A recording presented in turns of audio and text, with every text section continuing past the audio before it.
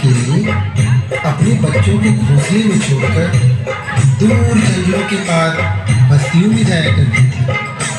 एक दिन किसी घोड़े पर उसने एक चने का दाना पाया। वह उसे लेकर चक्की में दरने के लिए गई।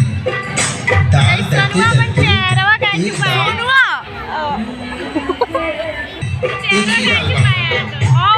मैंने उसे निकालने की अपनी ओर से बहुत कोशिश की, लेकिन वह सफल नहीं हो सकी। चिड़िया बढ़ई के पास गई और उससे खूंटे में फंसी दाल बाहर निकालने को कहा। बढ़ई कुछ और काम कर रहा था, इसलिए चिड़िया ने उससे बहुत मिन्नत की। उसने कहा,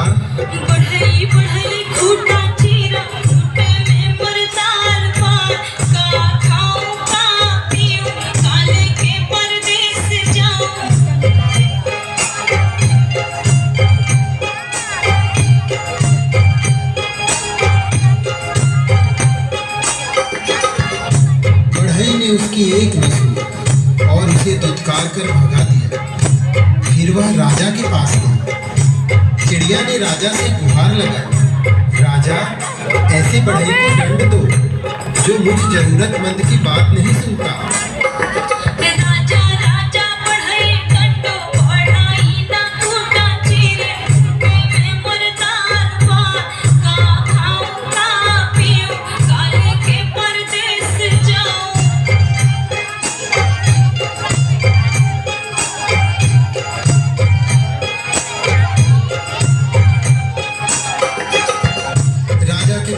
इतनी फुर्सत थी कि नन्ही चिड़िया की बात सब काम छोड़कर सुनता। जब उसने भी विनती पर कोई ध्यान नहीं दिया तो वह रानी के पास गई और रानी से बोली, हे रानी, तुम अन्यायी राजा का साथ छोड़ दो।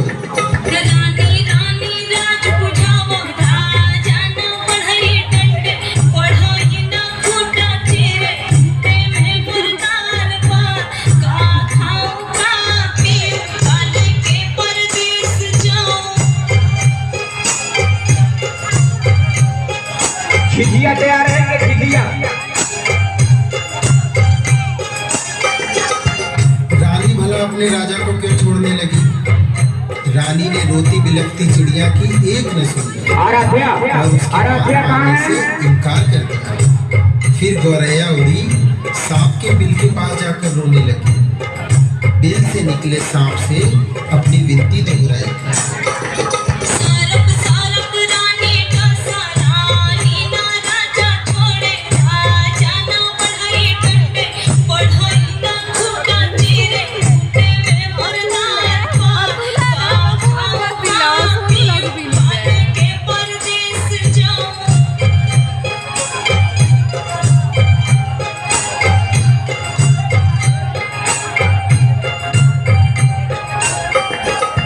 अपनी राम कहानी सुनाकर विषैले सांप से कहा कि तुम जाकर उस रानी को डसो जो गरीब की गुहार नहीं सुनती, जो रानी सब कुछ जानकर भी हमें राजा से न्याय नहीं दिला सकी और न ही राजा को छोड़ सकी। तुम जाकर उसे क्यों नहीं डस लेते? सांप ने भी इसमें अपनी असमर्थता जताई। तब भागी भागी गौरैया जंगल में जा पहुंची और उसने बांस से विनती की कि तुम लाठी बनकर उस सांप को मारो।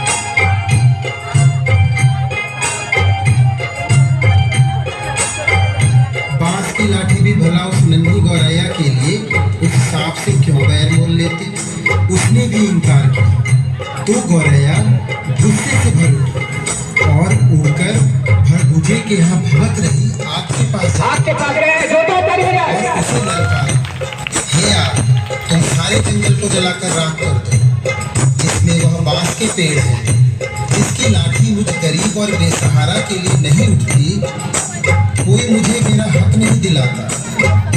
आग ने जब सारी बात विस्तार से जाननी चाहिए, तो गौरैया ने अपनी राम कहानी उसके आगे भी सुना दी। लाठी लाठी विषधर मारे, विष धरना रानी का से रानी ना राजा ताजे, राजा ना बढ़ाई डंडे, बढ़ाई ना खूटा चीरे, खूटे में मुर्दान पा, का खाऊं का पीऊं, आगे के परदेस जाऊं।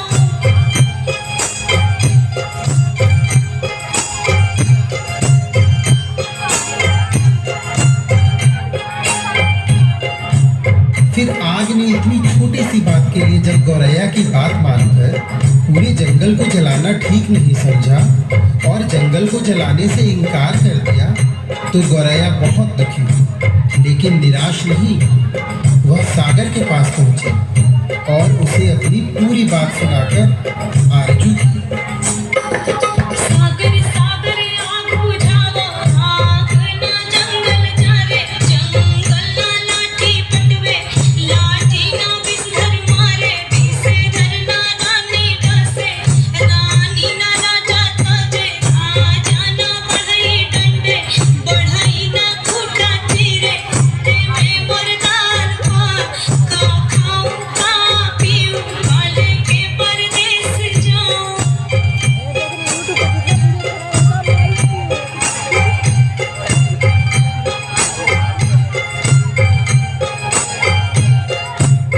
विशाल सागर भला गौरैया की इस गुहार को क्यों सुनता। वह अपनी मस्ती में हंसता हुआ गुजरता रहा और गौरैया उसके किनारे अपना सिर धुनती रही। सुबह से शाम होने को आई। गौरैया को जब यहाँ भी न्याय नहीं मिला, तो वह हाथी के पास पहुंची। हाथी के पास उसने अर्ज की कि तुम चलकर मुझे न्याय दिलवाओ, उस समुद्र को सौंप दो जो मुझ दुखियारी की हंसी उड़ाता है। बलवान होते हुए भी अन्याय के विरुद्ध खड़ा नहीं होता। जानते हो हमारे साथ क्या गुजरी है? और वह गा गा कर पूरी व्यथा कथा हाथी को सुनाने लगी। हाथी हाथी सागर सोखो, सागर ना आग बुझावे, आग ना जंगल जारे, जंगल ना लाठी पटवे, लाठी ना विषधर मारे, विष धरना रानी डसे, रानी ना राजा ताजे, राजा ना बढ़ाई डंडे, बढ़ाई ना खूटा चीरे, खूटा में मुर्दान पार, का खाऊं का पीऊं, काले के परदेस जाऊं। हाथी भी गौरैया की बात सुनकर टस से मस नहीं हुआ। उसने भी उसका साथ नहीं दिया और उसकी बातों को हवा में उड़ाता हुआ अपने लंबे लंबे सूट जैसे कान हिलाते मस्ती में आगे निकल गया। अब नन्ही गौरैया का धीरज टूटने लगा। वह थककर चूर हो गई थी। जहाँ की तहाँ बैठी लाचार सी होकर आंसू बहाने लगी। सारी दुनिया उसे अंधेरी दिखाई देने लगी। किस किस से उसने अपनी कहानी नहीं सुनी, लेकिन किसी ने उसकी मदद नहीं की। बेसहारा लाचार की करुण पुकार पर कोई ध्यान नहीं देता। छोटे छोटे चीटियों के लिए जोरदार ताली बजाएं। एक नन्ही सी चींटी आकर उसका हाल पूछने लगी। उसने देखा नन्ही नन्ही चींटियों की एक लंबी कतार एक के पीछे एक बहुत ही अनुशासित ढंग से चली आ रही है। उसने ध्यान से देखा उनका अद्भुत संगठन और अथक परिश्रम। वे बड़ी फुर्ती, तत्परता और सुनियोजित ढंग से अपना काम मिलजुल कर किए जा रहे थे। चींटियों ने आकर उसे घेर लिया और गौरैया से पूरा वृतांत सुनकर सहानुभूति के साथ बोली, बहन, इस दुनिया में रोने गिड़गिड़ाने से काम नहीं चलता और न ही बैठकर आंसू बहाने से कुछ होता है। हिम्मत हार कर बैठना तो कायरता है। चलो चलो हमारे साथ, हम न्याय दिलाएंगे, कोई रास्ता निकालेंगे।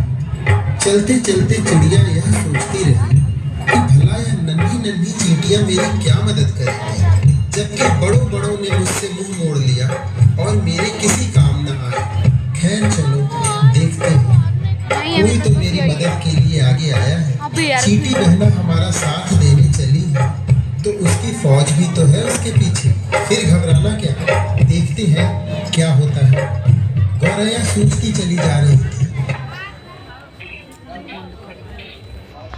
पास की पेड़ की डाल पर थोड़ी देर खुशबू कुमारी देखो मैं क्या करता हूँ, कैसे पहाड़ हाथा टोला साहब खुशबू कुमारी अपने पेरेंट्स से मिले। खुशबू कुमारी हाथा टोला दौड़ा दौड़ा समुद्र के पास जाती।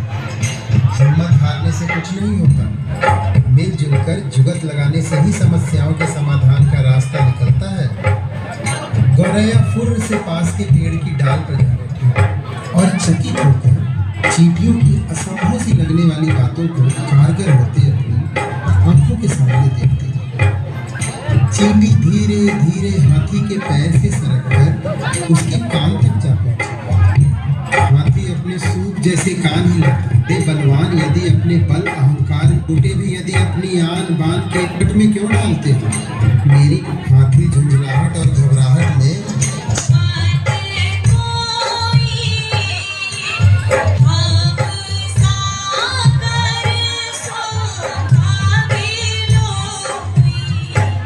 चींटी ने हाथी का पिंड छोड़ दिया और गौरैया उसे धन्यवाद देते हुए हाथी के पीछे पीछे उड़ती वापस सागर की ओर लौटी। हाथी जैसे ही सागर के पास उसे सोखने के इरादे से पहुंचा, सागर हाथ जोड़कर बोला,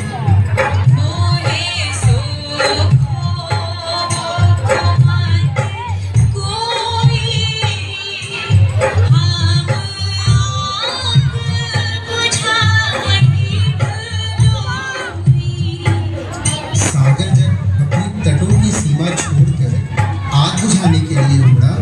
आग ने थर-थर कांपते हुए गौरैया का काम करने का वचन दिया और कहा,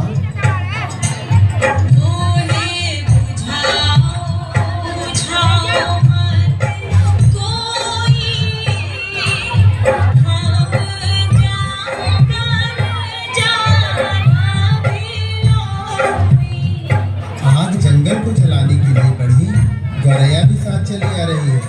यह जानकर जंगल ने भी वादा किया, मैं लाठी को सांप मारने के लिए तुरंत भेजता हूँ, लेकिन मुझे जलाकर राख मत करो। सलोनी कुमारी क्लास 4 ये भजन सुनाएंगे।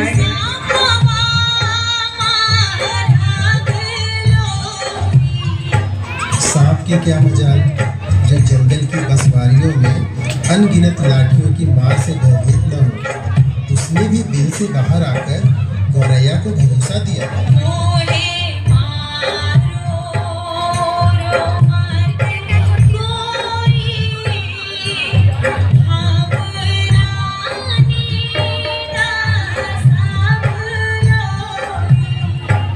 रानी ने जब शाम को महल में आते देखा और उसके साथ गौरैया को आते देखा तो पूरी बात का अनुमान कर पसीने पसीने हो गई।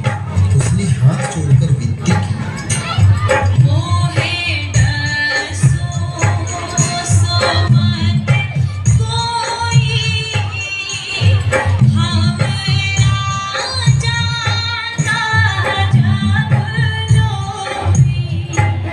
रानी के उस वचन के बाद भला राजा को अपने हट पर टिकता। उसे तो गौरैया के धीरज, अथक परिश्रम और सूझबूझ का समाचार मिल चुका था। उसने अपनी लापरवाही और अन्याय के लिए क्षमा मांगते हुए फौरन बढ़ई को बुलाने का वचन दिया और कहा,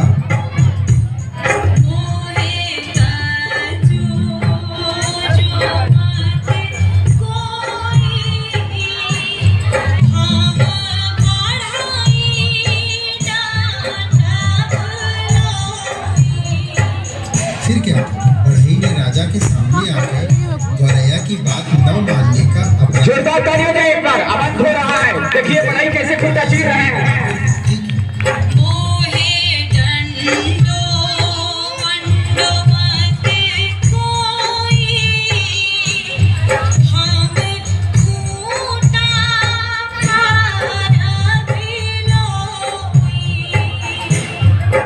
गौरैया को और क्या चाहिए था। गौरैया बढ़ई के साथ उस चक्की के खूंटे के पास पहुंची जिसमें चने की दाल फंसी हुई थी। बढ़ई ने खूंटे से नेस्मा कहीं है। गौरैया उसे अपनी चोट नेस्मा अपने नेस्मा खातून जहां नेस्मा खातून रुखसार खातून उसकी राह में आके बिछा। भूखे प्यासे बैठे। बच्चों ने चहचहाकर उसका स्वागत किया और वह अपने चोंच से चने का दाना अपने बच्चों को खिलाने लगी और गुनगुनाकर पूरी कहानी सुनाने लगी कि कैसे उसने अपनी हिम्मत से काम लिया। बड़े बड़ों ने उसकी बात मानकर उसकी मदद की, लेकिन जब वह केवल वो गिड़गिड़ा रही थी तो किसी ने उसकी बातों पर ध्यान नहीं दिया। मदद के लिए आगे आई तो वे चींटियां जिनकी संगठित सेना के सामने हाथी भी लाचार थे। चूंकि अभी